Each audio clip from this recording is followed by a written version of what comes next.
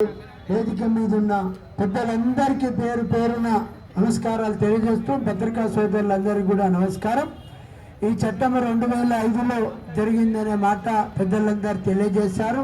చట్టంలో ఉన్న ఏకైక మార్గం ఒకటే అంశం ఏంటిదంటే పని లేని వారికి పని చేస్తామని ముందుకొచ్చే వారికి, ఏ కులమైనా పర్వాలే, ఏ మతమైనా పర్వాలే, పని చేస్తామని ముందుకొచ్చే ప్రతి ఒక్కరికి పని కల్పించే ఉద్దేశంతో ఆనాడు ఈ చట్టాన్ని రూపకల్పన చేసి ఈ చట్టం చేసాడు.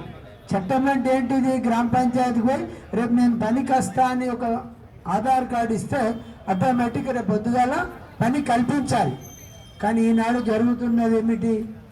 పేరుతో పాటు లోపటి చట్టంలో ఉన్న అంశాలను కూడా ఈ బీజేపీ ప్రభుత్వం మార్పు చేసింది అనేది ఈ సందర్భంగా గుర్తుంచుకోవాలన్న మాట తెలియజేస్తా ఉన్నాం. మిత్రులారా, ఇప్పటివరకు పెద్దలందరూ మాట్లాడి ఈ దేశంలో ఏ రకంగా బీజేపీ నాయకులపై అన్యాయంగా కేసులు పెట్టడమే కాక పెద్ద పెద్ద నాయకుల యొక్క పేర్లను